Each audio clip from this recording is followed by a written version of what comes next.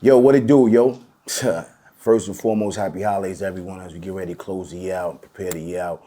Blessings to all the families. We got the Christmas coming up this weekend, so we at the round table. We figured we'd do something different this year, man. We close the year out on a really type of a building energy, a uplifting energy, some positive thoughts and wisdom. Just not so much words of encouragement. I don't want to say that. I want to say inspiration. So I'm sitting with a brother right here that he's inspiring his culture in his own way, man. I'm blessed to be sitting with him. We out here in Harlem with my man, Drama Boy, and he's just, man, he's a brother that's just lighting up the airways on different levels, man. But I'm enough for me talking. I'm gonna just, yo, welcome to the round table, baby. Definitely happy to be here, man. You said Drama Boy. That was actually the name that I started out with. That's what the B actually stand for. It was Drama Boy. How you know? Come on, I did my homework, champ. I did my homework on you, you know what I mean? I had to drop the O and kept the B, Drama B. But yeah, man, you just brought me back just now. That's why I did that. That was all planned. That was crazy. That was all planned. That was crazy, man.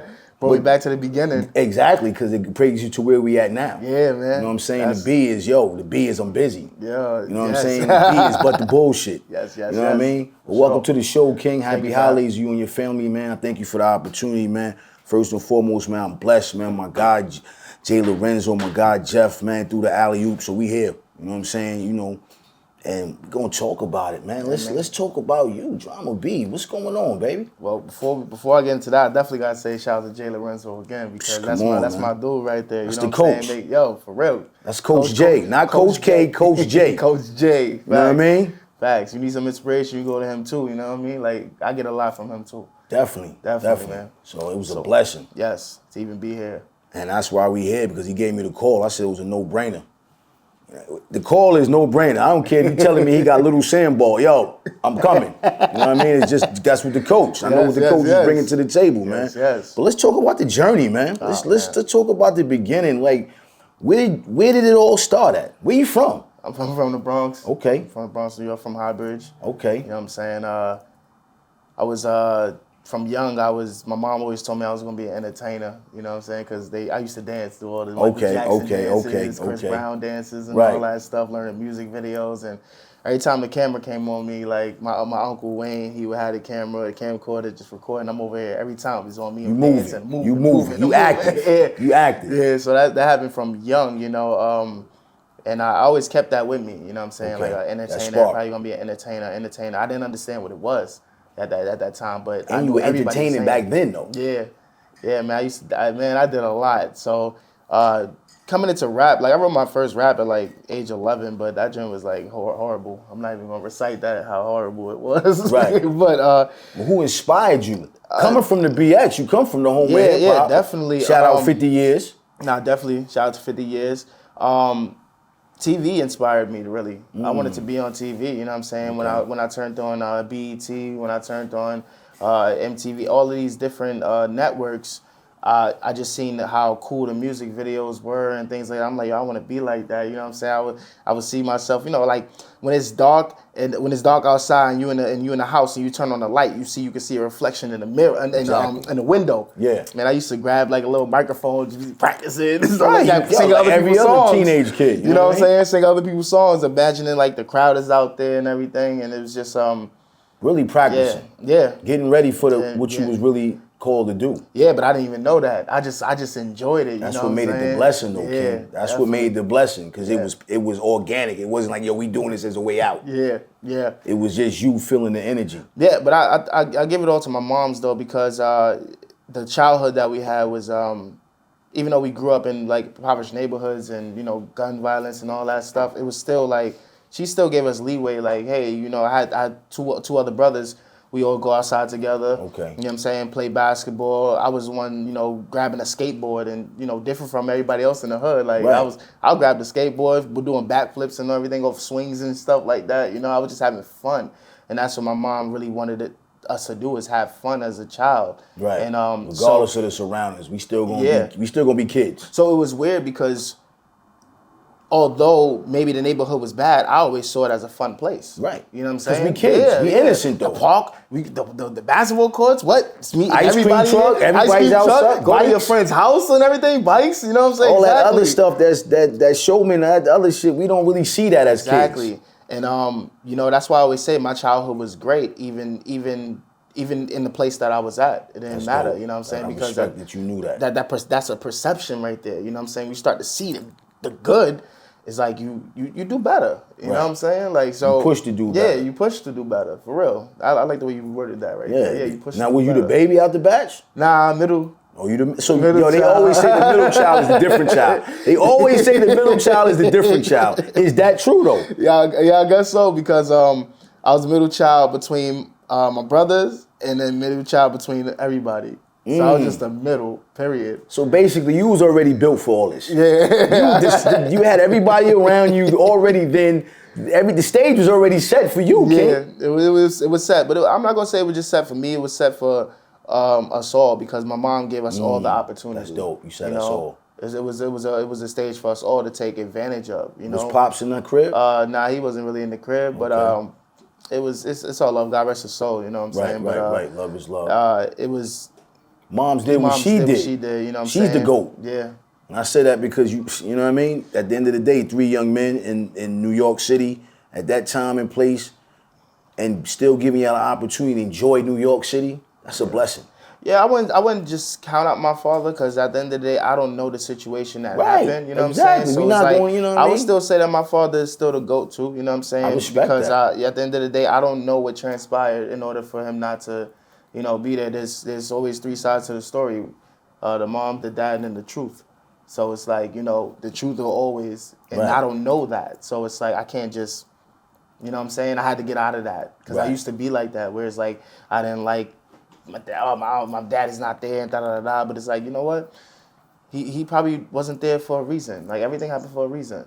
So I'm at least glad to know him. I knew him. Right. You know what I'm saying? Like, he used to live with us. So. Right. But Those moments, you keep those moments remember. instead of dwelling on the negative moments. man, And that's what people need to understand. It's not always about the negative. Yeah.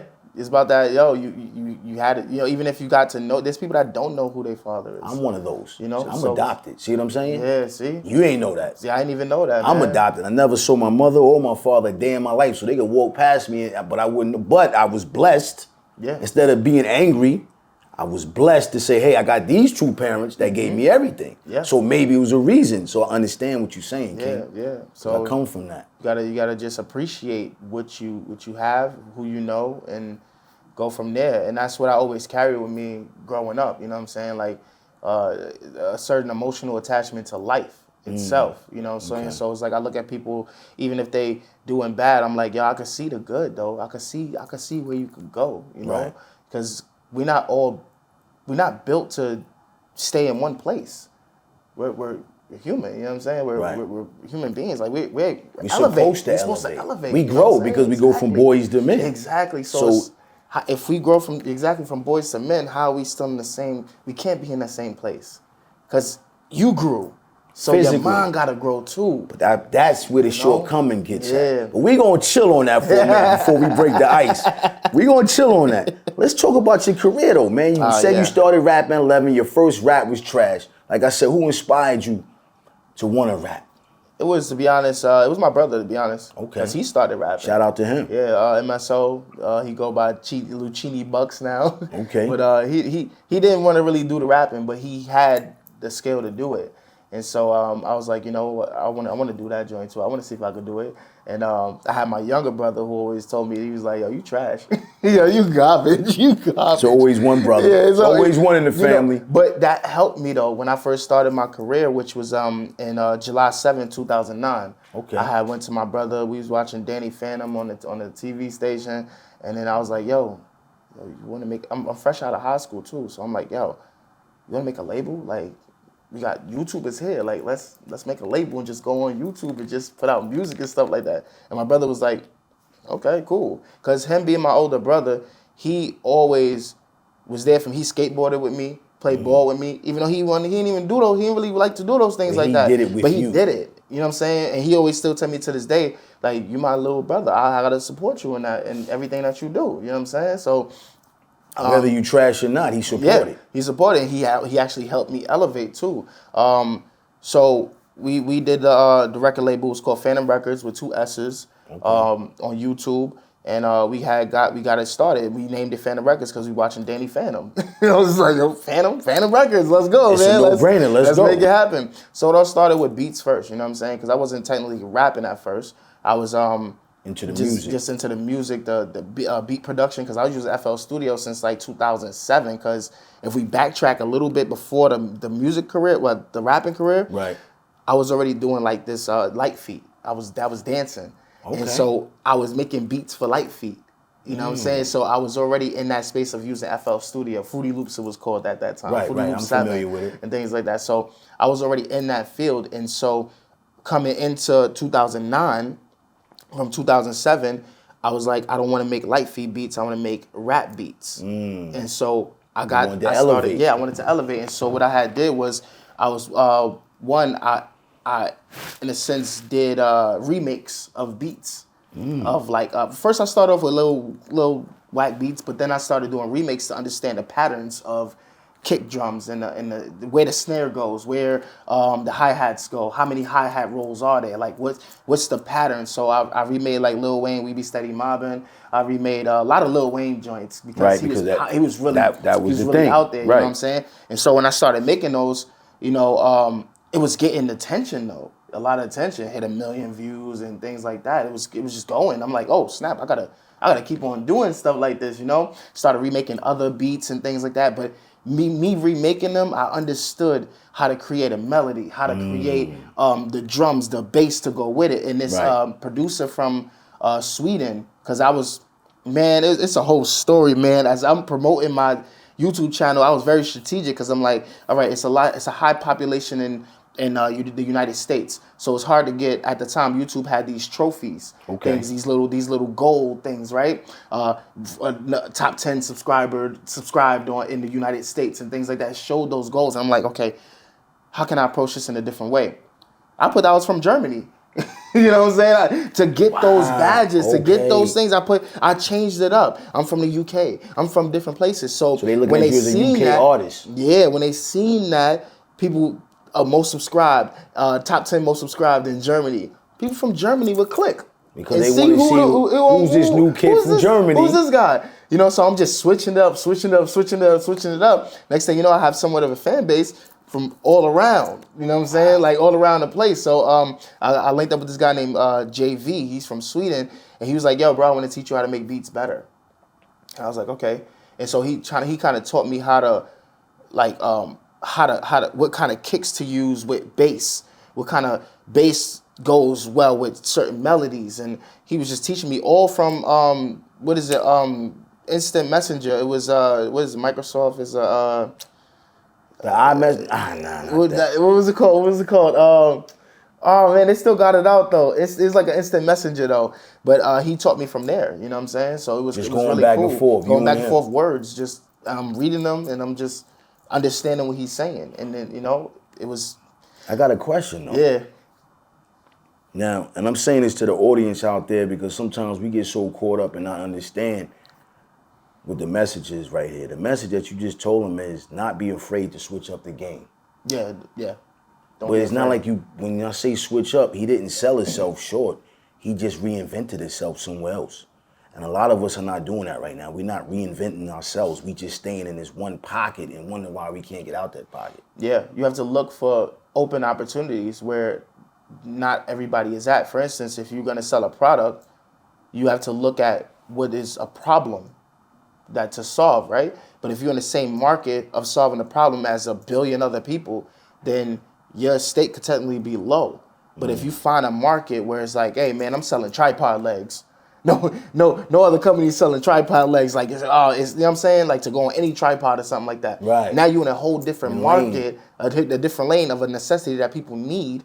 Because maybe somebody got some weak tripod legs on their joint, you know what I'm saying? Because instead of buying a whole tripod, exactly, buy the legs, get the legs. So that was your way of strat. That was really like your marketing tool by switching the game up. Yeah, it was more so. I seen open markets. I'm like, it's gonna be very hard to get #1 most subscribed musician in the United States because, well, the United States is bombing right now. Like you got the huge celebrity, major people that's coming on to YouTube as well. So it's I gotta set myself apart, but still doing the same thing. Right. So that's what made me switch up all of these different things so many times. So you and your man hook up, y'all do the beats. Yeah. Now you changing your whole beat format. Mm-hmm. Where does that take you to? That takes me to making instead of doing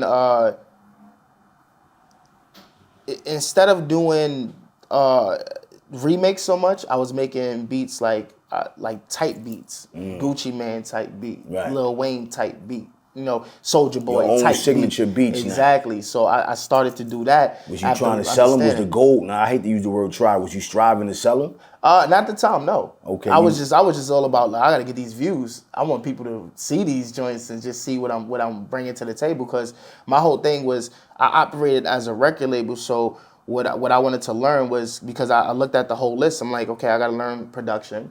I need to learn how to engineer. I need to learn how to do videography. I need to learn how to manage. I need to learn all of these aspects that what a label does. You know what I'm saying? Marketing and all of this stuff. And I learned the basics of a lot of it, and it put me in a good category to, you know what, push it out into the world, where it's like the money will come later. That's what my aunt told me. We gonna get into my aunt, because my aunt is the one that started like everything when it came to equipment. Right. Everything when it came to equipment. So after the beats and everything, I'm selling them. I started to get into the rap thing seriously, because not selling them, excuse me, marketing them and pushing them like, hey, these type beats and people watching them and things like that. I was like, yo, I want to start rapping on these. It's yours. I want to start doing that. It's a perfect marriage. Yep, and I started gaining like attention from other producers as well, because I would post other producers' beats on my YouTube channel too. Like I'm like showing support. You know what I'm saying?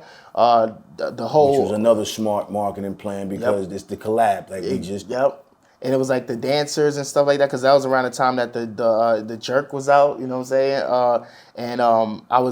I did a video called Reject Jerk It, and it was I made one of the beats, and I just downloaded a bunch of videos from off of YouTube of people dancing, put it all together, and I was just like, yo, I made a song, and I got y'all all in the video, and people approved it. You know what I'm saying? The P Rangers, everybody, a lot of people approved that joint. Wow. Like, go ahead. That was the hustle. You know what I'm saying? That was the hustle move. Yeah. It was like, y'all got to get people. I'm like dancers, rappers, singers. I want everybody to just know about what's going on here. You know what I'm saying? Because I started out with just me, my brother, and it was another person. His name was Dakota.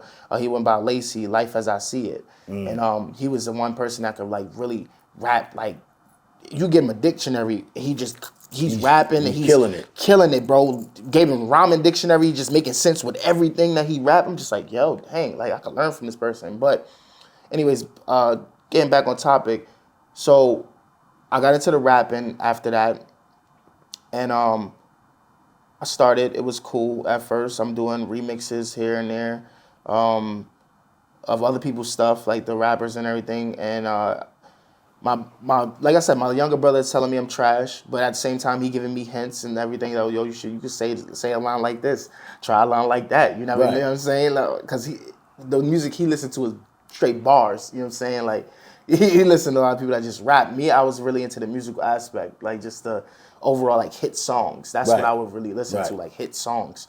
So from my younger brother and my older brother, I learned the bars, like how to put those together, and then just from TV and watching, I understood how to, in a sense, kind of make a hit, So you became a varsity. You really been a student. Yeah, I learned a lot. I was not the type of person that turned away information.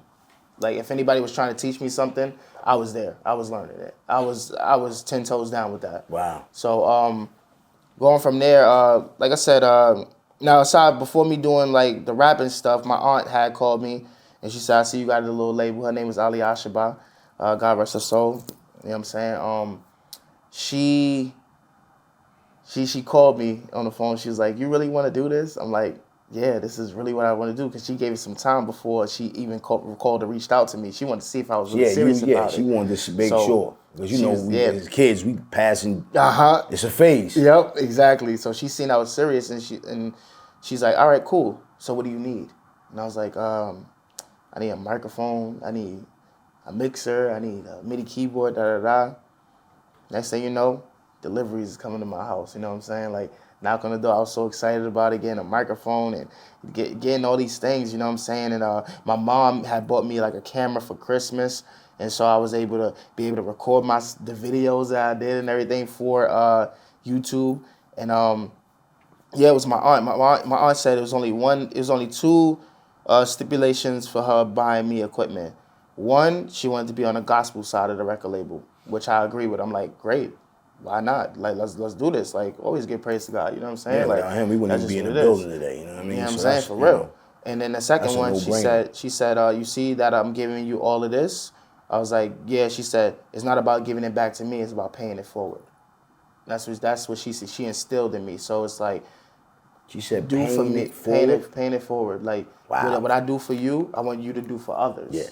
You know, so she pretty much gave me the alley-oop, like, like literally. And that's just the motto I go with nowadays. And you know, it's just a very touchy subject because with her, it was always anything I needed, green screen, anything, lights. She was the support. She was just buying it. She was living out in Texas. Believing in you. Yup, she took us down to Texas for like 3 months. She paid for our flights, me and my brother's flights to go out there. She had like a walk-in closet, and that's around the time where I first made YouTube Partner was actually there, where I was able to make money off my music, because that was the main goal. I was like, I'm not looking to sell beats. I want to make money from YouTube, because I'm seeing other people making money from YouTube. I'm like, yo, these checks could be good. Like, this is gonna be good. And so I got denied like 2-3 times, and then two times, and then the third time I got approved while I was in Texas with her, and you know, it was a very exciting part. I'm like, yo, I got approved. That was the blessing. Yeah, definitely. I was like, it was amazing, and to be around her, like the person that really invested in me, and it happened to get there, to that level, to see that, like, and to we be can a make part of money it with now. you. Yeah, and That's so, what she was telling you the whole time. Yep. And so, like I said, she had a walk-in closet. She set up a little studio in there for me and everything. Like, had the speakers. It was crazy though, because it was nowhere near where it needed to be, because the speakers was way on top. They need to be like level, air level. But hey, it didn't back matter. then, it didn't matter. It didn't matter. I was in there recording. Yeah, I was in there recording, doing contests, and all of these things. And speaking of contests, that's things I entered as well on YouTube. It was just a lot of contests. They had rap contests. My first contest I entered, I won. I won like a camera that these people sent out to me. It was like, hey, listen, bro, it only take pictures though, don't record video. I was like, that's fine. I use it as a camera to take pictures. That's fine. Use it for what it is. Use it for what it is. Another something, a part of my arsenal. Yeah, man. And so I entered Day Storm's Watch Me contest. I think it was in 2011 or 2010, one of those. And I got an honorable mention in that. So I was like, okay, I'm getting close. So let me ask you this: how old was you around this time? When I started, I was 18, going on 19. Okay. So that's 2009. So I was. You wasn't afraid to just go. Nah, that's one thing I peeped. Everything you say, you was like, I did. I got denied, but I tried again. I got denied, I tried again. Yeah. I put myself, like, a lot of people don't. I say this probably 1,000 times too, King. A lot of people scared to fail. Nah, it's weird. In front of everybody. Some people rather fail in the closet and let nobody not know. Nah, see, like, it's weird for me to say this, but I love to fail. And the reason why I love it is because it's a lesson with it. I get to learn something about myself. What I didn't what do. I need, what I didn't do, what I need to do. Execute. You know what I'm saying? So when I fail, it's like, okay, back to the drawing board. What happened? I'm excited to know what happened, because that's what's gonna make me better. What went wrong? So if I don't fix what went wrong, it's gonna continue to go wrong. Wow. So you got to get excited about you failing. You have to fail in order to succeed. So a lot of people can't take that failure. They feel like, yo, no one's supporting me, no one's believing in me. It's not moving the way it needs to move. And I have an answer to that right there. You saying nobody believe in you, then that means if you saying nobody believe in you, saying that you don't believe in yourself. Because if you believe in yourself, you don't care who believe in you. You don't care who believe in you when you believe in yourself. You are technically your biggest fan, your biggest cheerleader, your promoter, your banker, your everything. Without your belief, you have nothing. Nothing. But we live in a world called society where people need that outside energy to boost them. Yeah, they need the validation from others. You being a young man that just was validated around people that loved you, that inspired you to be great at at the beginning point. We haven't even got to where you at right at this point. Nah, yeah, but at the same time, it was like my brother believed in me, and you know, I had people that believed in me, but I didn't care. I believed in me. Like that was what it was about. It was like, I'm doing this regardless if you do it with me or not. I'm doing it because that's what my goal is. That's what I want to do. That right there, just like with the whole light feet movement. I was like, man, there was D Cole. D Cole was he was on YouTube. D Cole 74. He had all. He was written out places doing light feet events and things like that. And I looked at what he did. I seen how he did it, and I was like, well, I'm gonna make something myself. You feel me? I'm gonna do something like he's doing. But right. I ain't have the money to rent out places, so I took my camera to parks. You know what I'm saying? I went to parks and just formed things where it's like, yo, let's do a music video, let's do this, let's do that. I'm producing things and all that. D Cole had his own producer, was SNS and Lil SNS. And I was like, well, I'm gonna produce and I'm gonna do this. And it was nothing that was gonna stop me. It was nothing that was gonna stop me and the reason why is because my mom told me, she was like, listen, you can do what you want in this world. Like, you gotta get to it. And you bought into that. Yes. That's the fly shit. Yes.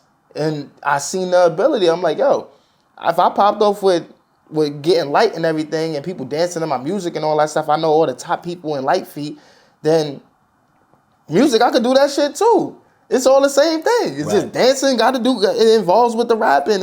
Everything is one circle. So I'm like, I could do this. And so, like, getting back into me rapping and everything, even my brother telling me, like my younger brother telling me, oh, you whack and stuff like that, I'd use that as fuel. I'm like, so if I'm whack, like, what do you think is good? What do you think is good? But you was willing to take that, you was willing to listen to that. Yeah. See, that's the problem. Everybody's not willing to listen to what do you know about it? What do you know? Nah, let me see what you might have, your idea, maybe an idea that I didn't see. And that, honestly, I just went through that on the way coming to y'all. You know what I'm saying? My partner's sitting there telling me about some stuff I had nothing, no knowledge about. Yeah. And I said, thank you. Like, yo, I didn't know that. Yes. Now I want to try that. What do we need to do? You know what I mean? So I respect that, man. So now the game is, you're getting YouTube checks. Yeah, well, it wasn't high YouTube checks. It was low ones. It don't matter. It don't matter. It was money. It doesn't matter because it was an accomplishment. Yeah. You was rejected twice. Yeah, and I still made it, so I was able to make money off of it. So that's when I got into more into, like, instead of me joining contests, I started throwing contests. I'm like, hey, I make a beat. I called it the Sickest Verse Challenge. I make a beat and tell other rappers to get on it. Like, in the winner, they get a collaboration with me. And my channel was growing because I got my first 500 subscribers within 20 days. Wow. That came straight from, the computer was in a living room in my mom's house. I left my room to go live in the living room and sleep on the couch because the couch goes into a bed too. I was like, Mom, can I stay out here? She said, as long as my living room is a living room when I wake up, that's fine. Go ahead. So I'll go to sleep, wake up early, go right to the computer, start messaging people, because you can message people on YouTube at that time. So I'm spamming. I'm sending people the same message. I'm going through filtered videos, like an hour that was just posted today. I'm commenting on people's video. Hey, I started a record label. I'm doing this. I'm doing that. You know, and I'm just telling people. At that time, YouTube didn't fault you for spamming. So I took advantage of that shit. Like, excuse my language. I took advantage of that stuff. You know what I'm saying? So that was the hustle mentality. Like, yo, get to it. So nothing. It didn't ever stop me. So I threw these contests, right? And my page is, I have a few thousand subscribers. Probably like at that time it was like 8,000 subscribers. Because I kept on repeating the same thing that was working. And so and now throwing these contests, I was like, you got to be subscribed to my channel. You got to like the video. Here go a free link. Go download the record. Go spit your best balls on it. And then share it, put it as a video response to this video. So when people watch the video, then people will get to see their videos under it. So that'll actually give them extra promotion as well. Wow. So it was just like it just went together. And you thought about all this. Yeah, man. Like, I was just like, I gotta do it, you know? I gotta do it. Wow. It came to me, and it was just like, I wasn't afraid. The answers come to you.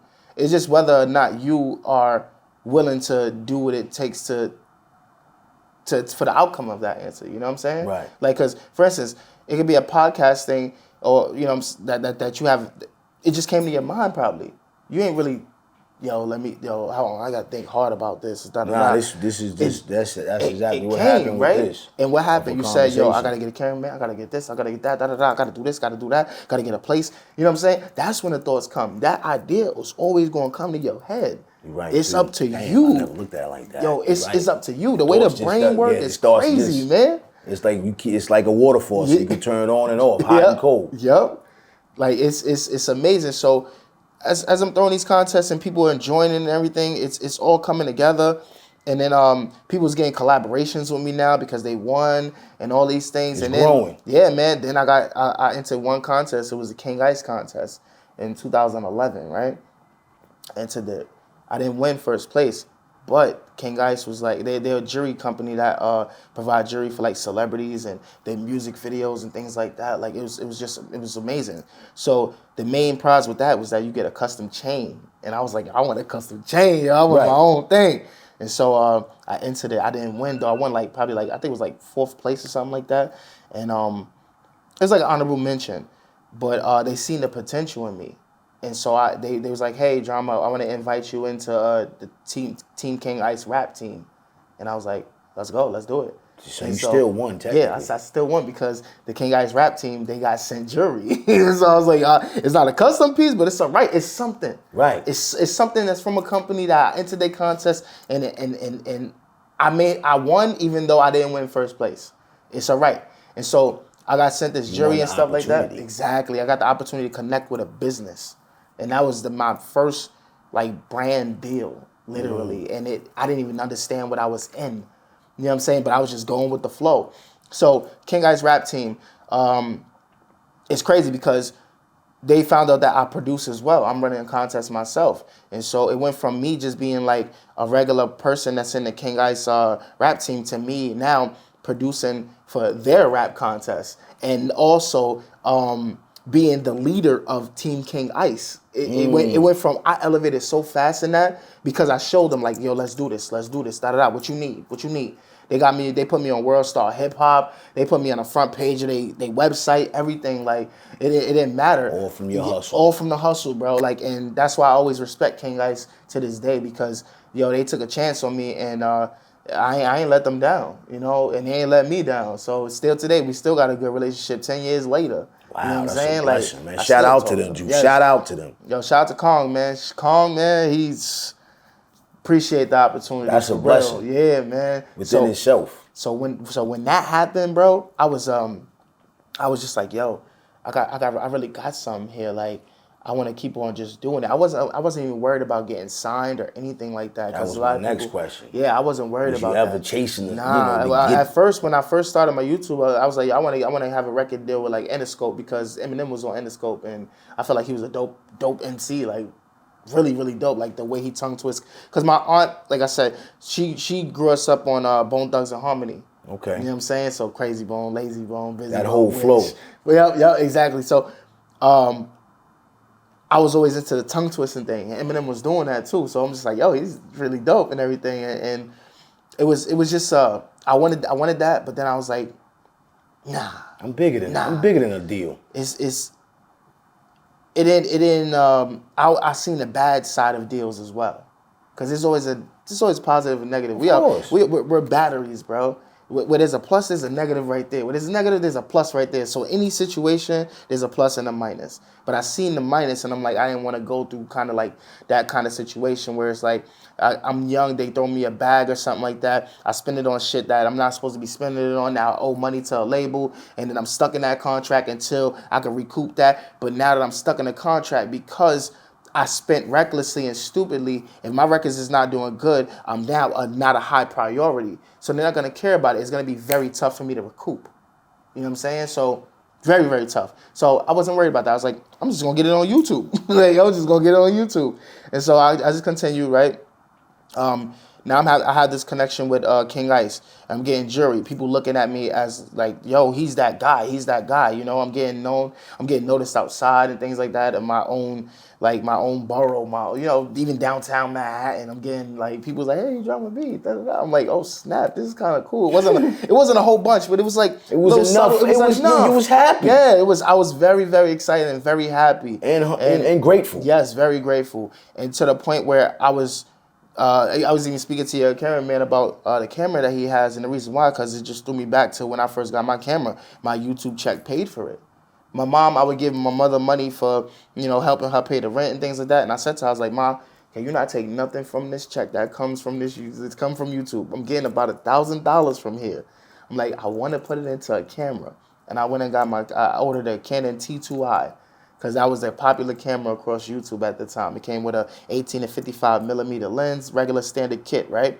But my whole thing about it is that the camera I had didn't have depth of field, which means that the object is highlighted while the background is blurry. That's what I wanted that Canon for. I'm like, these people's doing music videos and I'm seeing how it looks. I'm like, this is fire. And I'm like, I really want that.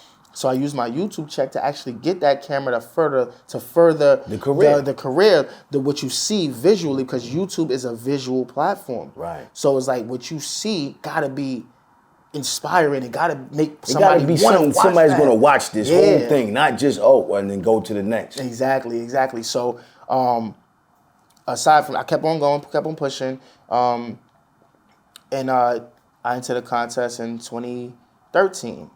They Storm Watch Me contest 2013.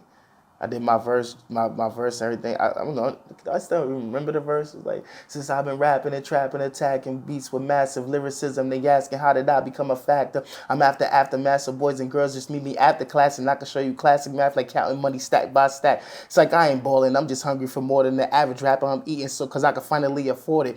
Read, read, it. That's the order. Quarter coroners. I'm sorry, Day Storm. I had to kill it. Sorry, all of y'all who enter my vicinity with similes to hype your verse up. Y'all get the first cut, the worst cut. I'm first up, your hearse up, my hearse up, saying that you first up. Sorry, that's like Miley Cyrus. That's like telling Miley Cyrus get a twerk up. Like it was, bro. It was, So it reached like I did that that verse, and the prize for that was you get $1,000 and you get a collaboration with Daystorm and you get a Vibe magazine write up. I won first place. Wow. I won. So it was a voting system, man. And when I tell you I went out hustling for votes, like I went up to random people. Can you click this link right here, like, and vote for me to win this contest? It's gonna be a Vibe magazine interview. I had my family on board. I'm just like, yo, I want to get this interview. This is gonna be my first major publication. It's Vibe. It's Vibe magazine. I won, and I was so freaking happy. Like even my younger brother that was telling me I was whack before, like when I won, he came up to me like, when I gave him a hug, I slapped his back so hard I left a handprint, bro, because I was that excited. It was that accomplishment. real. It was another accomplishment. Yes. And although like I didn't get the collaboration with Daystorm, but I got that Vibe magazine interview. I got the $1,000 from that, and I was able to I got recognition from his contest. Right. So don't get me wrong. I was a person I complained about. I'm like, yo, bro, what happened? I wanted to really collab with you because that's what it really was about too. I really wanted to collaborate with Daystorm, but it didn't happen. And I may have like, I apologize for the way I acted though. And he understood. In your feelings, I was in my feelings. I was like, yo, we ain't even get our collaboration, man. And so at the end of the day, we moved forward. I got my Vibe magazine interview. I was able to promote an album I was working on because I went out. I started moving places, like not moving, but I started moving places. I was going like to PA. I had a producer out there that was his name is Sean Bear, and I would go out there. I would stay in his crib. His mom was amazing. His stepfather was amazing, and then we was just making music upstairs in his crib and stuff like that in his room. It was, so you was out in PA? Yeah, I was out in PA making music, and that was my first experience actually traveling. I was taking the Amtrak over there, and that was my first time getting on Amtrak trains. You was and things grinding. like that. I was grinding. I'm telling you, my mom was like, go get it. Go get it. Just go do what you gotta do. She trusted me. You know what I'm saying? And I always came back with results. Right. Because you're not gonna trust me, and then I come back with nothing. Right. I'm gonna come back with something, even if it's like a small. It's an accomplishment. Yeah. But let me ask you this: did you feel like it was any pressure on you at any point? Pressure?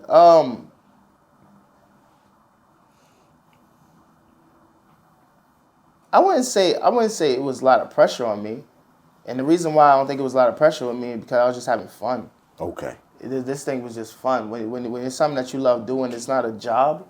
Right. You know, it's just something that you love doing. It's something that's fun. Appreciate it. Thank you. When you got so much people supporting you and ready for you to go, sometimes we wear all that. You know what I mean? We put too much on our backs and we takes away from our creative side. Yeah. But I was always the person that just didn't care about what everybody thought.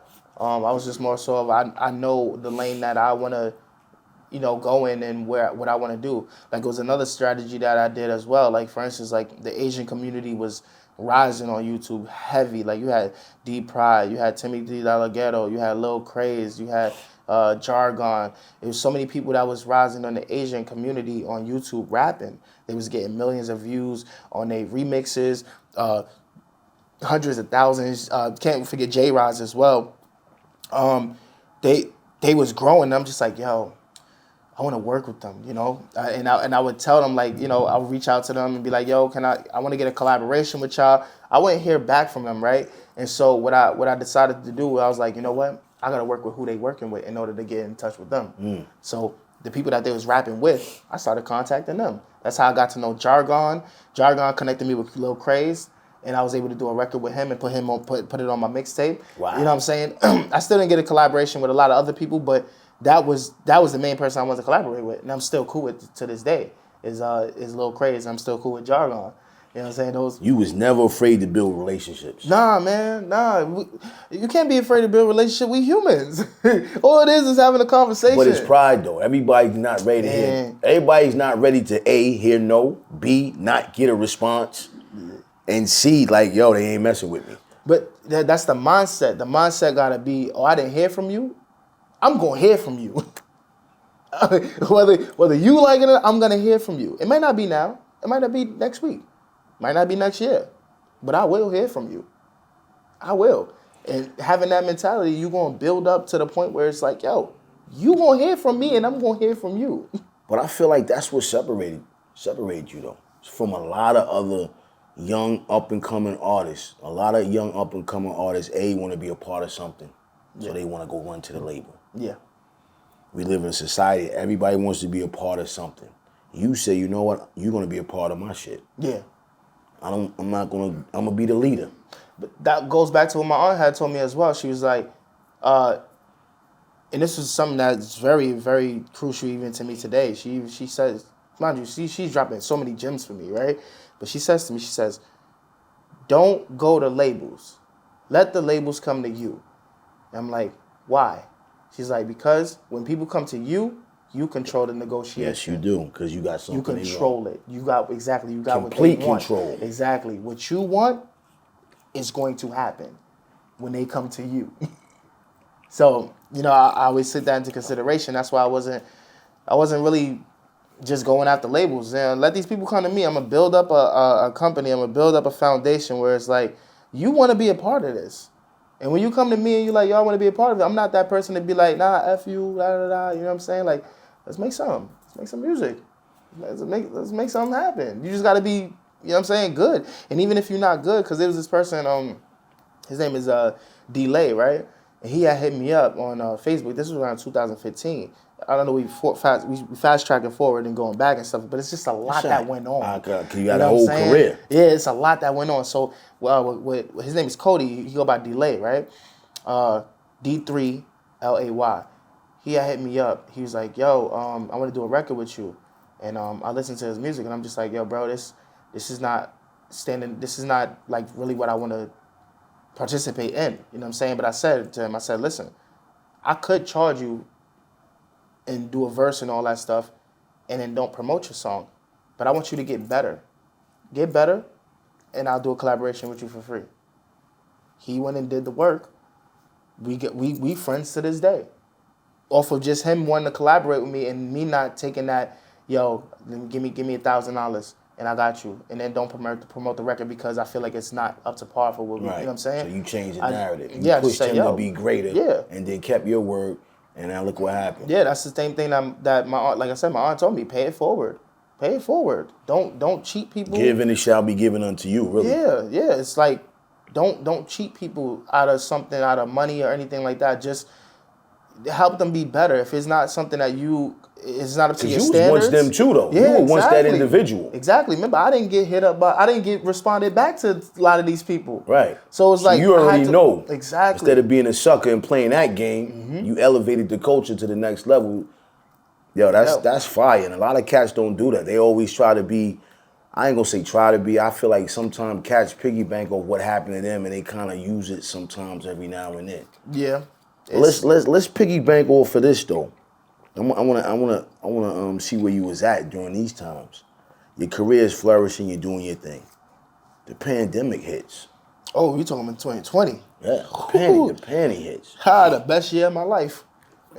See, 2020 hits. The pandemic hits. Oh man, where you at in your career? The world is shutting down. Your mind is spinning because I already see that already. Take us to that place when everything shuts down, and take us to your career at that point. Everything shut down. The streets became empty, and all of that stuff. And basically, I looked at it as an opportunity. I said, everybody home. Everybody home. People is not really going to work. If they go to work, they at home working, which means that they have time as well to go check social media and things like that. So I'm like, let me use this to, for instance, it was the whole Joe Biden versus Trump, right? So I did a whole thing where it's like, all right, I don't care who you vote for. Who you vote for is who you vote for. That's the person that stands out to you. Who am I to be like, no, that's wrong? Right. That's your perception. That's your opinion. That's your opinion. That's your perception. So I'm over here just stopping the fight between the two. You know what I'm saying? People coming in my chat, and I'm going live stream on Facebook. People coming in there, I'm like, yo, listen, y'all don't argue. Listen, this person feels like Joe Biden is the one for them. This person feels like Trump is the one for them. That's fine. Let it be. But at the end of the day, we human. Like, why are we arguing with each other over other people? You know what I'm saying? We're not getting nowhere by arguing. So the best thing that we can do, let's find out what the fuck we like about each other. What's your favorite color? A lot of people write in blue, purple, da-da-da-da. I'm like, look, y'all got things in common. Don't let one thing separate y'all. One disagreement. Don't let it separate y'all. Y'all have a lot of things in common. Focus on that. So I'm building up this audience, like people that share my live streams and all of these things. One of my, it just started going viral and stuff like that. I didn't even talk about how many times I went viral, oh my goodness, on Facebook. I started a lot of things. I'm sorry. Anyways, look, because I was going back. I know you said 2020, but it was a moment where I call it the best year of my life because I was able to capture a lot of people and get them to understand who I am as a person, not just a brand, but as me as a person. Because what I realized that people buy into brands and all that stuff. People like, you got to build a brand. No, you got to build you. When you build you as a person, people buy into you, and it doesn't matter what you come with, they will buy. That's the truth. That's exactly when they like you as the person, as a human being, and that you know that you're relatable. They fucking with you. They rocking with you. Hard body too. Exactly, bro. Like seriously, to the point where they was rocking with me so much, I decided to do a home studio giveaway. Because like I said, paying it forward, my aunt, she gave me a home studio. I wanted to pay that back. My aunt passed away in 2014.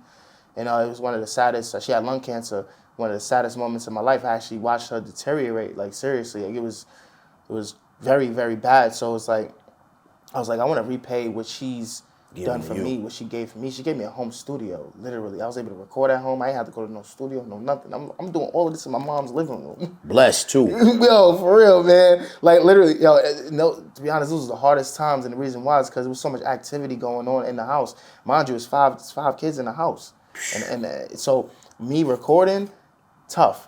My sister get up in the morning cooking, turkey bacon and all of this extra stuff. You hear the sizzling. I can't record and things like that. You know what I'm saying? So, but anyways, I wanted to repay that back, and so I did a home studio giveaway. I raised about around $2,500 off of the people that was watching my live streams and everything. They believed in me. And so I was able to do that, and I put it worldwide. Anybody could win this. You know how some people be like, yo, United States only, da da da. I said anybody, it doesn't matter. And the person that ended up winning the home studio, he lived out in Indonesia. Wow. So I shipped the home studio out to Indonesia. Wow, that's big. Yo, it was crazy. I had to pay for him to get it. I had just sending out a mic stand, $100. Just send out a mic stand. That changed his life, though. Yo, and it didn't matter. It didn't matter. I'm like, yo, it don't matter what it costs. Let's make it happen. Right. So he won because basically how to enter the contest, it was so simple. It's just like, just tell me why you need the home studio. Boom. They told me. I took everybody's entry, put all their names into a box, and me, my wife, and my daughter and my son. My other daughter wasn't born yet. We all picked the name out, right? And so read the names or whatever, and we put those into a box. And then my daughter picked out the winner, which was Dolph. So basically, I sent it out to him. I was very excited. I got my family involved with it. That was dope too. You had this son as a unit. Yeah, the kids will never forget that. Yeah, definitely. See what I'm saying? We gave away a home We studio. gave away, not that. We. Exactly. You know what I mean? And she's never gonna forget. She picked the person. Yeah, she picked it. So that's kind of legendary within itself in the family. You know what I mean? Because she's gonna pass that on to her. You know what I mean? So that's dope. You know what I mean? They see me working all the time. Seriously, like they see me. My children see me working all the time. My son got a song out on Spotify. He ain't even saying no words, but it's out there. You know what I'm saying? Listen, man, it's out there, man. You know, he was just learning how to talk. He was just learning how to do a lot. But anyways, sent out the home studio. Everything was great at that time. You know what I'm saying? And still great to this day because even though like my reach is not as broad as it was because. You know, everybody started going out again and everything. It went back to, in a sense, back to life. You know, back to normal life. You know, it's hard to reach all the people that I did reach because all their attention was on Facebook because that was the highest rate of Netflix subscriptions. That was the highest rate of everything. At the time. Everybody's locked in. We got to figure out how to stay busy. We doing bids at home. Exactly. So you got to get everything you need to do the bid. You know what I'm saying? Exactly. So that's what that was for me. But going back to, like I said, the viralness, that started like because how I built my Facebook page. I like to give out the info of how I did things. Please, that's the key to all of this. Right now I'm at like 794,000 followers on Facebook. And how I did that was basically I was looking like, I put up like this meme, right? First of all, I was already building from YouTube. People was coming to my page. So I had people following you. You got a fan base. So you have some people trailing over. I had about like 12,000 people there already, and I had got verified in 2014. Okay. I applied and everything. I got denied I got denied like 10 times, 10, 12 times.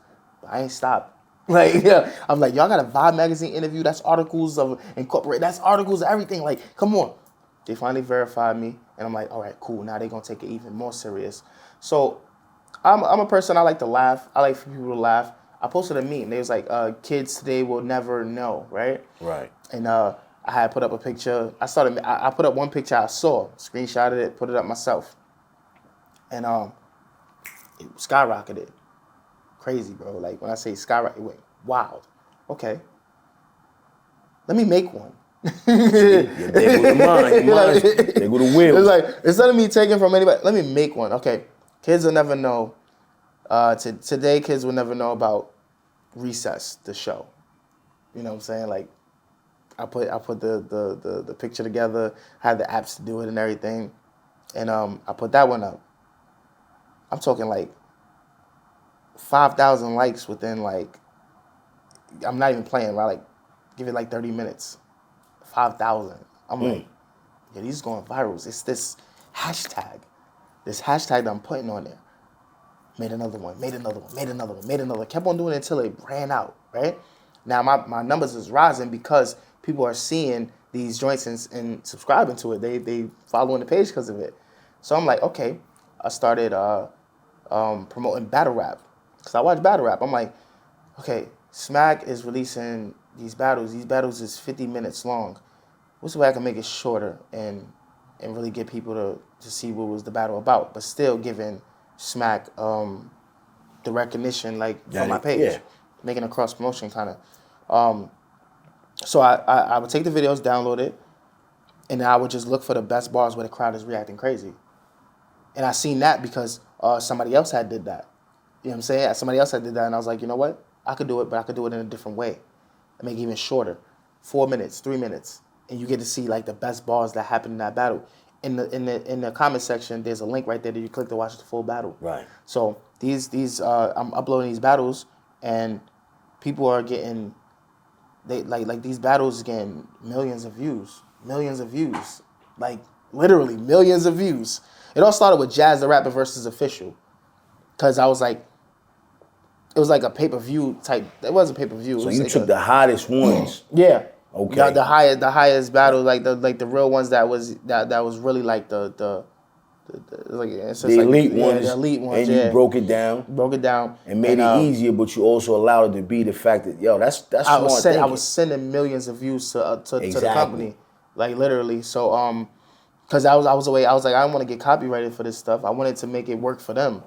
And so it was working for them. They getting views over there, and I'm promoting. I'm getting to know the battle rappers because now they hitting me up like, yo, Drama, I wanna yo, how can I get on your page? I'm like, I started making money off of it. People was like, yo, I want you to put up my battle from a different league. I'm like, all right, cool. Send me $100. It went from $100 to $200, $300, $500. Like people just they want me to promote because they see that the millions of views and Right. stuff like that. So that's how that page grew. And then I was like, okay, these people got to know I'm into music. So how can I do that as well? Well, just post my music. Makes Simple. sense. Get a video camera, put the microphone up because I've been doing this for a while anyways. Put the camera there, rap, and all that stuff. And I did that, started posting my pictures so people know who's controlling the page. Okay. I wasn't getting as many views and stuff like that as these battles and as the memes. But at the end of the day, I converted people from that to this. Exactly. You brought You know everybody what I'm to saying? one Not platform. everybody, but it's enough percentage. It's a good percentage though. Even if it was 1%, 1% of a million, like was 100,000? Well, no. Yeah. No. It's about 1,000. Doesn't matter. Right. Doesn't matter. Like it's building. It's building. It's building, regardless. 1%, 2%, 5%. No, it doesn't matter. So it's building up. I may have got the math wrong, but it's okay. Anyways, it's building up, and then I start like I said, bringing them to what I do, and it's just going. So remember I've been making beats as well. Exactly. I'm to be honest, I don't care what nobody say. I'm the person who started tag a rapper that could kill this beat, and the reason why I came up with that idea is because I said if people start tagging people that they think will kill this beat, it's gonna accumulate to more views. More people is gonna want to kill this beat because they friends tagged them in it, which will skyrocket the views, skyrocket the comments, skyrocket the shares on the video. And so I did that. First couple videos, 100,000, 200,000. Next couple after that, 1 million, 2 million. You know what I'm saying? Because people was just tagging their friends. That's it. And they just seeing it. Next thing you know, it's going to beat sales. Because now I'm saying, hey, this beat is available. I made a beat store and everything, website. Now they going to get the beats. Now they're going to get the beats. Or when my pops died, God rest his soul. On my way to the I took the Chinese bus to North Carolina. Okay. About 11 hours, right? On the way there, I made about like 1,300 off a beat that I just put out that day. Wow. Like literally, it was crazy. I put out the beat, had a little visualizer and everything, because I had a person. His name is Trey Bennett. He's a dope ass graphic designer. He would design me these visuals to put with the beats. And so it was like these speakers that when the bass hit, the woofers and the tweeter pops out of the freaking you had speakers this whole and everything thing together. And I was able to put a picture in the background and all that stuff. So it was just crazy, right? It was amazing. And so that's how I started making money off of it. But that's how I built my Facebook fan page. But now going into that designer, everything goes within itself. At that time as well, around like 2014, 15, that's the next step in my career though. Because now this guy, Foreign, he's a producer. He's sending me a hip hop record. He's like, yo, bro, you want to spit some bars on this? You want to spit some rap on this? I'm like, the beat is fire. Let me. All right, I got you. I did it. Where's he coming out of? I can't remember exactly, but he's not from this country. Okay. He sends it to me. Yeah, producers from that's out of this country be producing some fire stuff too. I ain't gonna lie, for real. Right. Like People I get so rock, caught up in yo, what's going on around here. There's people all around the world. Man, I rock with so many people around the world. A lot of my friends is around the world. Seriously, like, but he hits me up with a beat. I do my thing on that, send it back to him. He's like, yo, bro, can you send me the vocals? I'm like, normally I don't be sending out my vocals, but he's like, nah, I just want to do a little arrangement of it. Da, da, da. I'm like, all right, cool. I send it to him. He sends me back a whole different track that's not hip hop. He sends me back a track that's like this grime EDM. Okay. And I'm like, this is fire. I never heard this type of style. I'm like, this is dope. Like, what is this? Like, he's like, yo, it's like grime EDM. It's cool. Like it's what's popping around these, these areas and stuff that I live in, and across like the UK and different countries. It's popping where he's at. That's it. It's popping. And so I'm like, all right, cool. So what do you plan to do with this? How are we gonna release it? I'm releasing on my YouTube channel because that's what I'm used to doing. You know what I'm saying? Like Spotify's now just coming into play as popularity and things like that, where you could distributors and stuff like that. SoundCloud was popping at this time. Okay. OD, right? Okay. So he's like, yo, we're going to release it on SoundCloud. I'm like, all right, cool. That's fine. I was like, I have a SoundCloud page. It's not really doing much, but, I have one. And so he was like, yo, this network, I think it was called EDM Network or something like that. They had like 500,000 followers on there. He's like, yo, they're going to repost our track. I'm just like, huh? What you getting at? So with he this? knew what he knew what he was doing. Right. Exactly. He was maneuvering his way. I'm just like, this is a new opportunity. Hold up. 500,000 followers, this track is getting traction. Next thing you know, it's getting uploaded on YouTube by other channels. I'm just like, hold up. Well, who's owning the rights to the music while all this is going on, though? We did. Okay. We own the rights. So it's no middleman. No middleman. Okay. I'm asking because I don't know. Yeah, no middleman at this point, right? Mind you, we're not making money off of it. You couldn't monetize on SoundCloud at that time. You couldn't monetize, and we didn't put it out for distribution or anything either. That's just hustling. It was just like getting the music out there, getting the views, And he was just like he was like, yo, now this person want to repost, this person want to repost. I'm just like, yo, this music is getting out everywhere. Hold up, like what's going on? And so I do more tracks with him, right? And then it gets me to finding out about different channels. I meet this guy named Kai Hunter. Now Kai Hunter, he was the manager of this network called Chill Nation. Now, okay. Chill Nation is Trap Nation, Chill Nation, R&B Nation, Rap Nation, all of these things, right? So he gets me, I get in contact with him because I did a See You Again remix, right? And he's like, yo, I was like, yo, how can I get on your channel? Because he liked it on Twitter. Okay. I posted on Twitter, well, X now, but Twitter. And he liked it. I'm like, yo, how can I get on your page? How can I get on your page, bro? How can I get on Chill Nation? And I got on Chill Nation by doing a song with, man, I forgot his name. I hate when I forget the names because there's so much going on right now in my mind. Anyway, I do a record with somebody that gets put on Trap Nation. Chill Nation. And it go crazy. It goes up, bro. Like, it goes up. I'm just like, yo, what did I just get myself, like, into? And now that I'm on Chill Nation and all these other smaller YouTube channels, people are reaching out to me, other producers. And I'm like, I'm not shying them away. I'm like, let's work. Go. Let's work. I don't care if you got 2 subscribers. I don't care if you got the music that's for this. Let's go. So I just continue going, right? And then I do this. I ran into this another producer. His name is Wizard. Now me and Wizard, he know that I produce as well. He started just sending me melodies. I was like, yo, I'll do the drums on it. You do the melodies. Send me the melodies. Sending me the melodies. We doing that, and we getting traction from other people and things like that as well. As Kai Hunter, he orchestrated like it all together. That's how I knew about Wizard, because we did a track called Smoking and Drinking, right? And that record got me in touch with Wizard a lot. Like that's my guy right there. And from there, it led to us doing a song called No Deals, which now a different entity that was on SoundCloud, which is Tribal Trap, got in. They reposted it. They liked it. They supported it and everything, right? It's getting uploaded to Rap Nation. It's getting uploaded to so many channels and things like that. So I get in contact with him. He turns his SoundCloud page, or his repost page and everything, into a record label. Wow. So it goes from Tribal Trap Sounds or whatever, it goes to Tribal Trap, the label now. And so I'm asking him, like, hey, bro, if me and Wizard do an album, would you be able to release it? Why not? I wasn't looking to sign with any labels, So but let's be clear. It's no money even coming in through all nah, this. You no just money, no straight money coming in. grinding. No money coming in Okay, from this. okay. Nope, not at all. And I'm just grinding. I'm seeing these numbers. It's just like it's really numbers dope. is what's getting you going. Yep, it's all right because it's whatever these YouTube channels is making from the music, it's okay. It would probably cost that much to get Right. that type of exposure. Got So you. that's how I looked at it. That you looked at it as my free gateway. Yeah, exactly. To Okay. start making money later on. You know Right. what I'm saying? So, Tribal Trap, I link with Stan. He's a cool dude. He's out of this country as well. I forgot exactly where. So many people that's out of the country.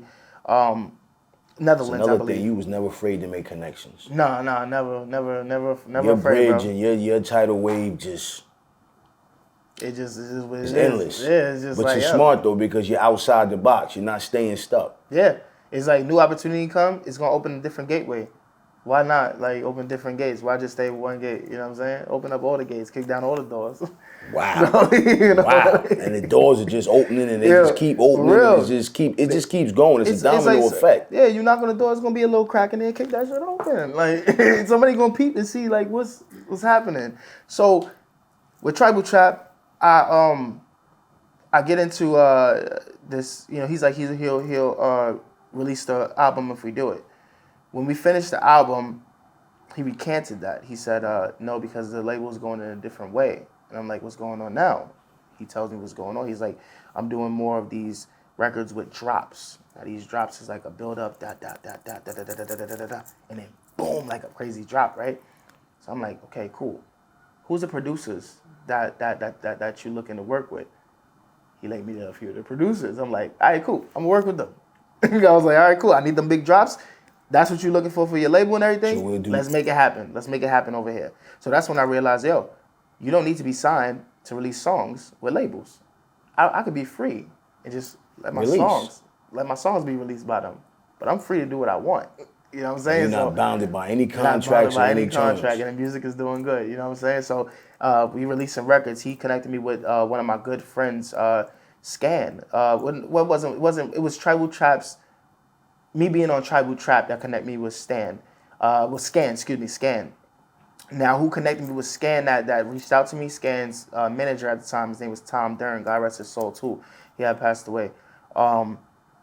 He linked me with Scan and was like, yo, let's get a record going because he saw my buzz going up and everything. Seen that people, flow. Yeah, people seeing like the growth, the numbers is just going. And you international. Let's be clear, you're international. You're not just, you're international. Yes. It was crazy. I was international. To be honest, I was international when I was just on YouTube. Because remember, I told you I was switching to Germany, switching to UK. Germany, yeah. I was international from the beginning. Which was smart though, because you was right here in the Bronx. Yeah, seriously, I was just right there in my mom's crib. Going crazy. We give you the cheat right there on the low, but hey, it worked. You know what I mean? It worked. No, they don't do that no more. You can't you could try to do it. You could market in different ways, but at the end of the day. I linked with this producer Scan, and we created not even one of the biggest track of my life, which was No Glory. Now the reason how I got on No Glory, I'm over here saying that what do you call it? Was my wife's brother's he had like a little play, like a show, right? He was in high school, he had a show, and Scan sends me a record. He's like, yo, bro, check this out, and I'm just like, I'm checking it out. I'm like, ooh, this is fire. Didn't have no open verse on it, nothing. I was like, in my head, I didn't want to say like, yo, you should put me on this because I'm not going to tell you what you should do or should not. I'm going to wait for that opportunity. You got to come to me. He's like, I'm thinking like, yo, I got to get on this, man. I want to get on this record. Why he ain't asked me? Next thing you know, I get a message. You know what would be crazy drama? If you get on this song too. I'm like, let's go. Like, I'm like, yeah, let's go. Yo, I'm like, yo, for real, let's make this happen. So it's 4 people on the record. It's Scan, Krail, Mime, Drama Beat.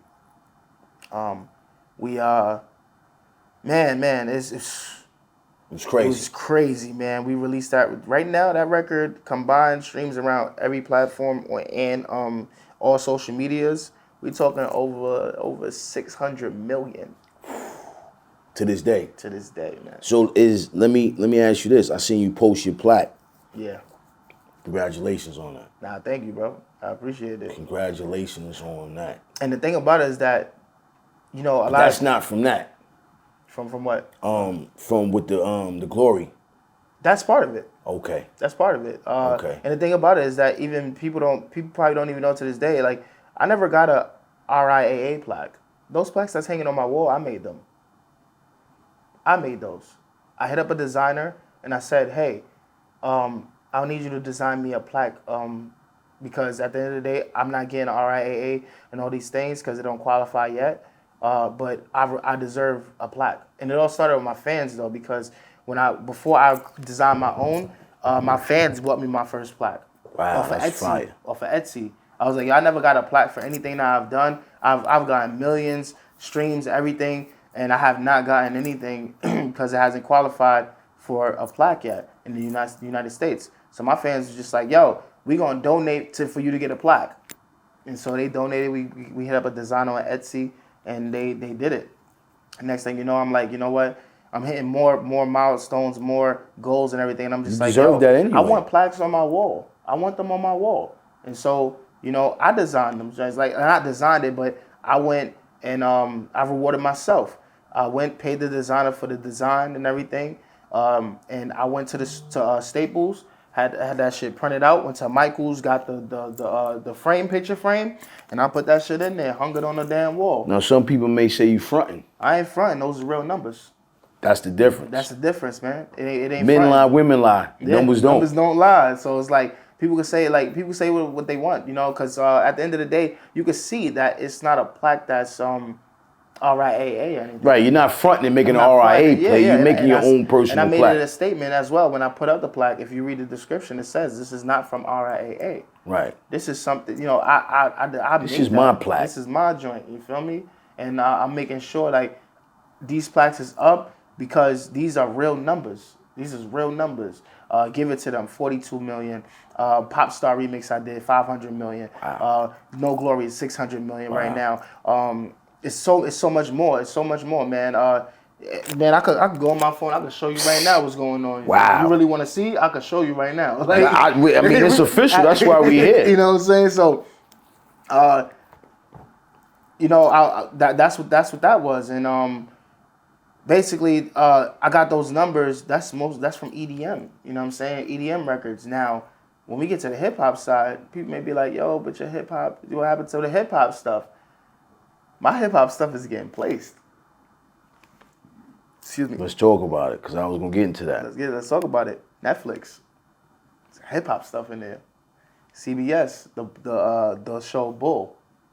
The last season, episode either 9 or 6, I can't remember. It's either it's episode 6, season 6, episode 9, or episode 6 of season 9. One of those.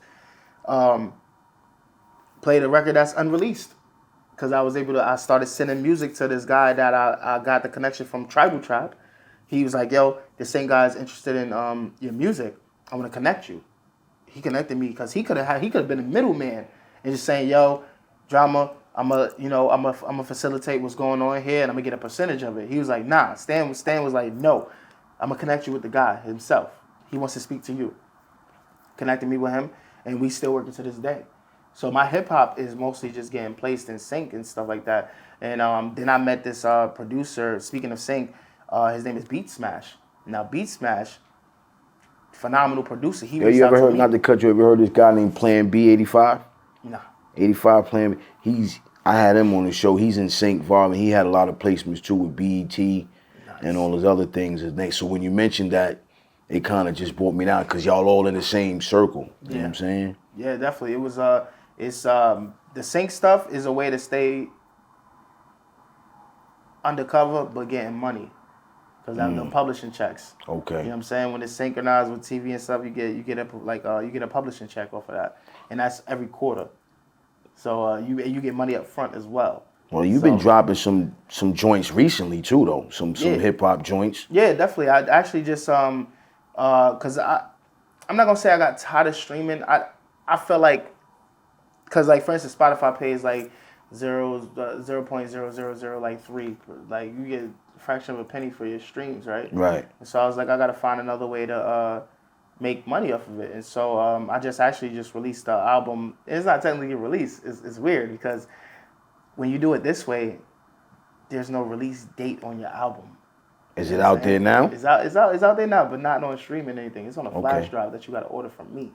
Well, let the people know how to get the So, flash drive, bro. just- Like, let's. Just inbox me. Just all you gotta do is inbox me. And Hey, let me where know. at? Instagram at Drama B Music. Everything is at Drama B Music. Everything. Okay. DRAMA, the letter B, MUSIC.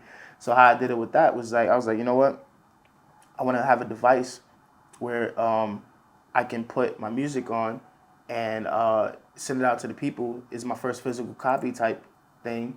I didn't do CDs. I didn't do any of that. Okay. So I was like, flash drive. You can plug up a flash drive in your car, computer, everything. So it was like, okay, cool. And I seen other people doing it as well. So I'm like, yo, I'm gonna put an album on there. I'm not gonna say everything. I could, cause I said it on my Facebook. I put my album there. I was like, how can I elevate it though? Because you have to make it to where it's so valuable. It's so much value in there that you'll be stupid not to get it. Okay.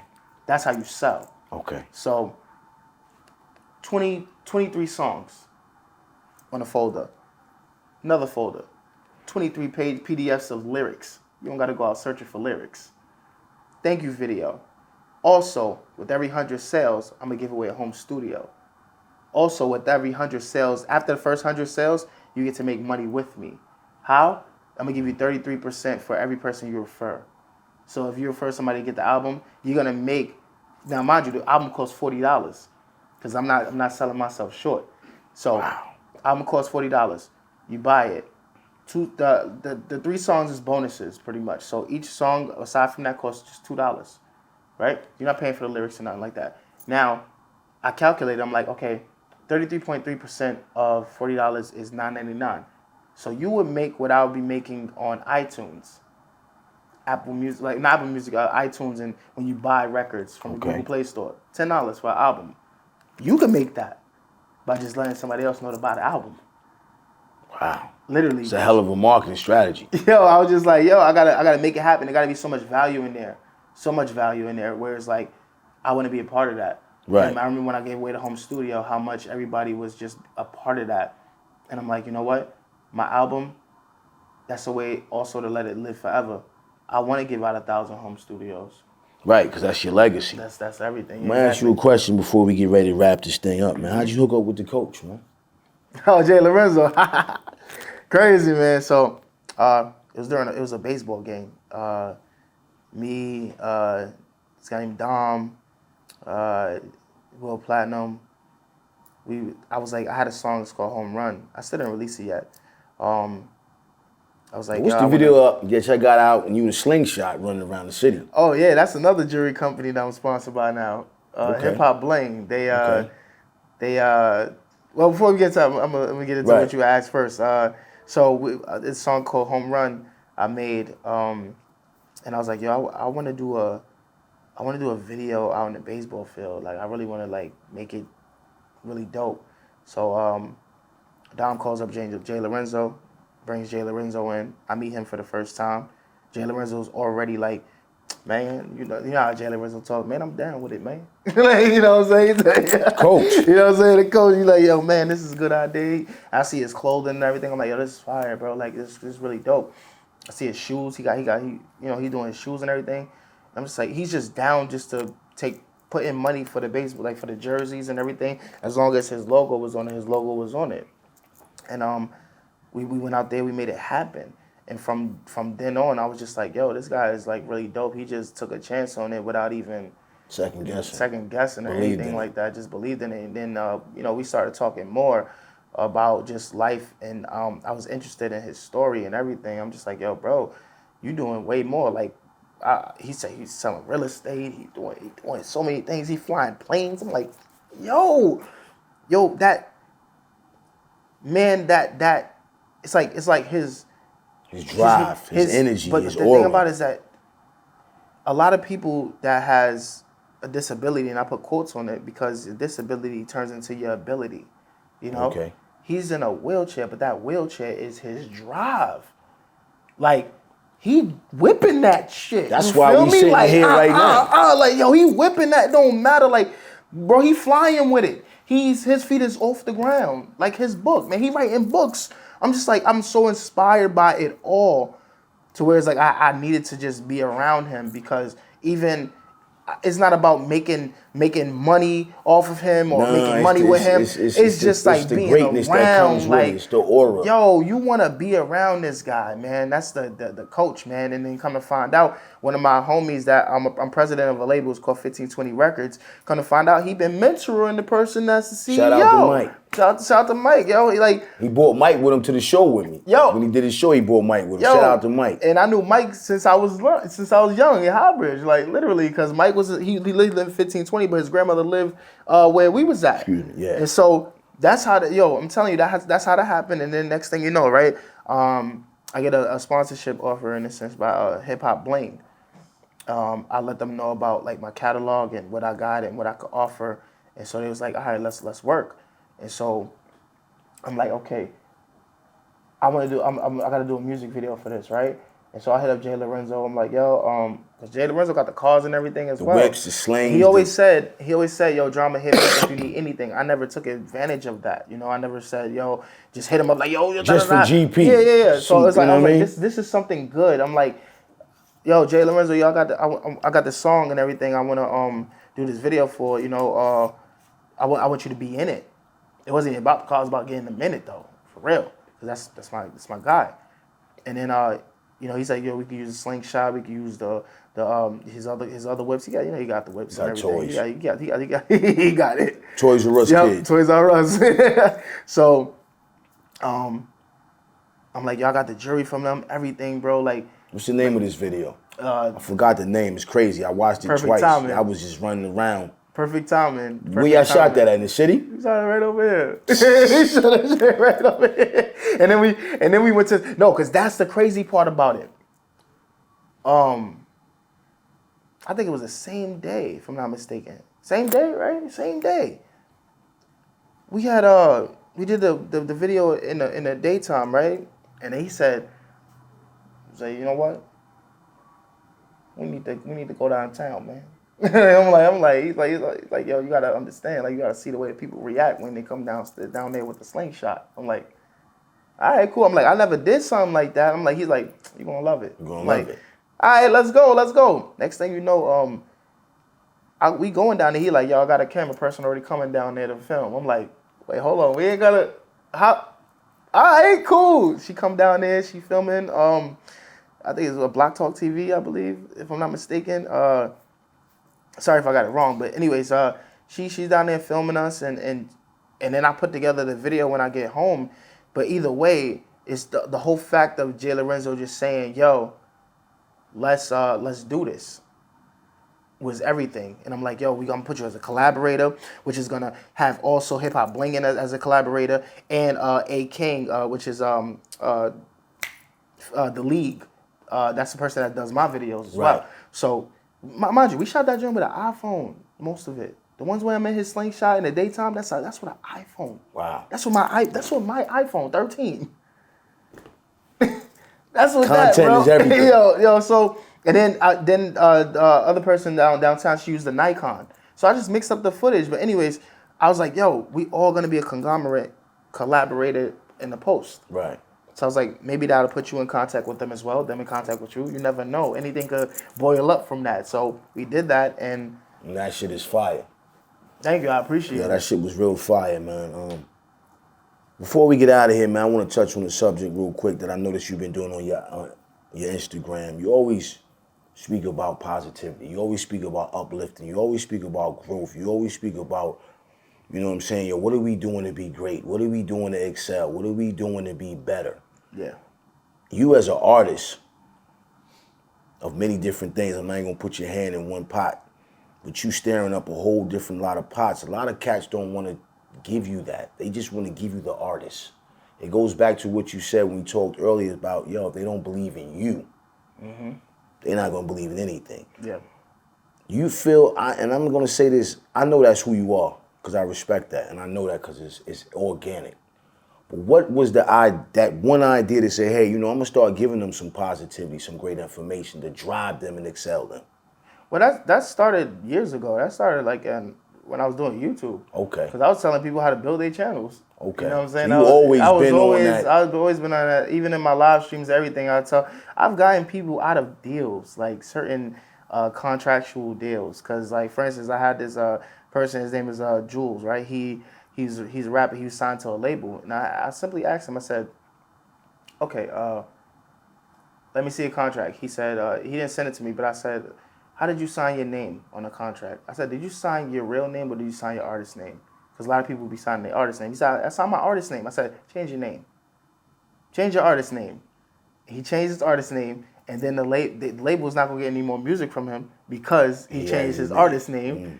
And so now they dropped his name, and he was able to revert back to it. And now he's out You know what I'm saying? So it's like, yo, same thing with, I'm coaching now as well for artists. This person, he was in like he had a management contract or whatever. He was intoxicated while he signed it or whatever the case may be. But anyways, how I got him out of his contract was I had to look through the contract, and I didn't really get him out of it. He was already out of it, but he just didn't realize it. I looked at the term, and the day that they signed it was the day that was the ending of the term. I'm like, that means that you could fire that person at any time. They're a manager. You can always fire a manager. I already told him in the first place, but you know, this person was like, you know, we could go to court and everything. There's no needs to go to court because the term already ended the day that you signed it. Wow. So it's like he didn't realize that. You know what I'm saying? I've always been there to You're help always people. about pushing the culture forward. Yeah, pushing. And really just giving the information that was told to you. It's not just pushing the culture forward. It's just pushing people's minds forward. Okay. It's deep. It's deeper than that. It's like pushing humanity forward. Like let's move in one accord. Like, but Let's still all have, be great. Yeah, let's all be great because we all have that special talent within us. We all have that special. It's always something special about each and every one of us. We just have to tap in with it. You know what I'm saying? So that's why I offer like coaching and everything. I got 2 clients so far. It was Rock King, and I have this other client, D Elite. And as I'm learning information about new things and presenting it to them and everything, they learning a lot from me. And I realize I'm a good teacher. And so when I come into what you said about inspiring people, I was like, I'm gonna put up my iPhone and I'm gonna talk into my microphone in my house, right, in my crib, and I'm just gonna give off advice as if I'm talking to, you know, people. I'm talking to my wife. My wife is sitting on the bed. So if anybody's like, yo, who you talking to? I'm talking to my wife right here. You know what I'm saying? Like, she's watching me as I'm doing this.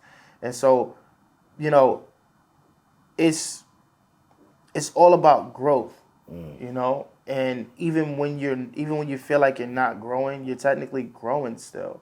Like your body is growing. You know what I'm saying? Your abilities are growing. You just have to see it. With perception is everything. For instance, you could look at this table and be like, I don't see nothing, but I can see a very artistic side of that table. Right. You know what I'm saying? Some people, you go outside, they be like, yo, the world is horrible.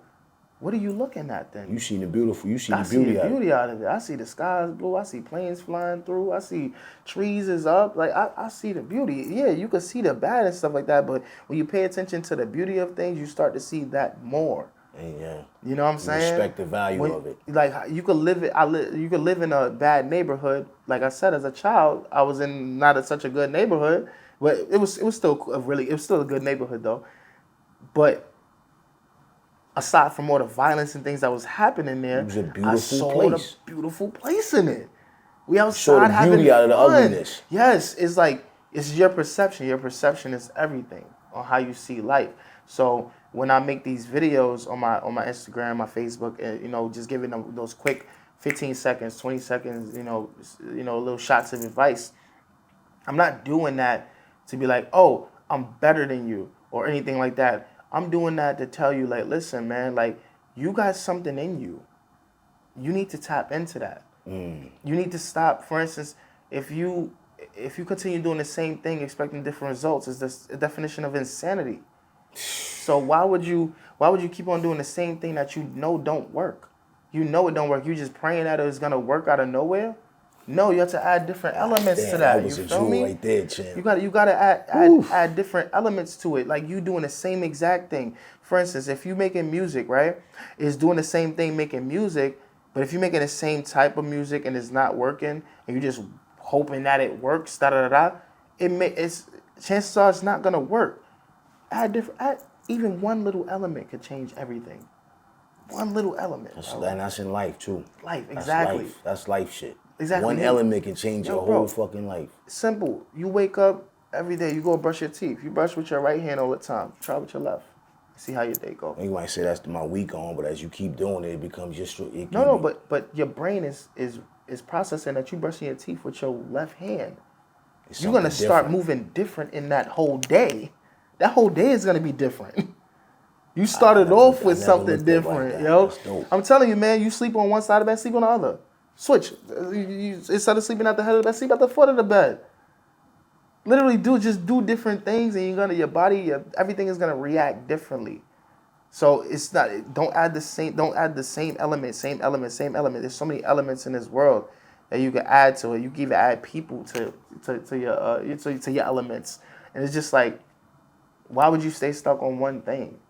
That's why people hate people that have and I'm not saying anything bad about 9 to 5s, but people be hating their jobs. Right. Because they go in there doing the same thing. And you expect to be happy? No. You feel me? I quit my job in 2014. I only had one job in my life. I was working at AMC. AMC minimum wage went up. It was $7.25 at the time. I started making $8. I got a raise, right? And then minimum wage it rose to $8. And I'm just like, well, I did all that work. I went to the managers. I'm like, hey, can I get a 5-cent raise, 10-cent raise, 15-cent raise, something that's higher than the new people that's coming in here that I've been working hard? I said, no. So I said, my services is not needed here.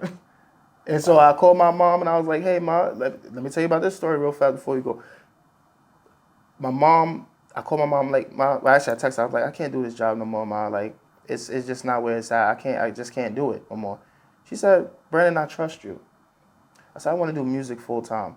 That's when I really took my music full time, 2014. I left the job February 10th, I think it was, February 12th. Left the job and everything, right? And so my first, mind you, I'm making $7.25 there, $8 an hour. It's a part-time job. Every 2 weeks, I'm making $300. Shorts. If that, bro. I quit the job. I get a client that wants a video done by me, right? I was like, I'll do 3 videos for you instead. Instead of charging you $500 for one video, I'll do 3 videos for you for $200 each.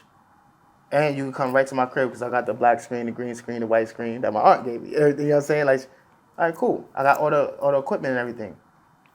Bro, I made $600 in that one day. That one day.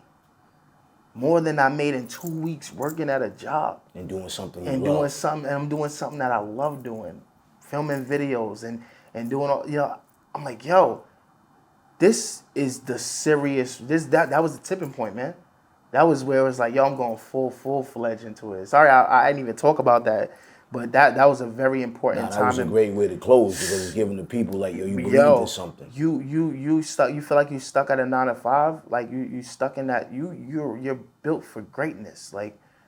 You have something in you that will take you. You're working for somebody that had something in them that took it to the next level. Mm-hmm. You have the same ability to do what they're doing.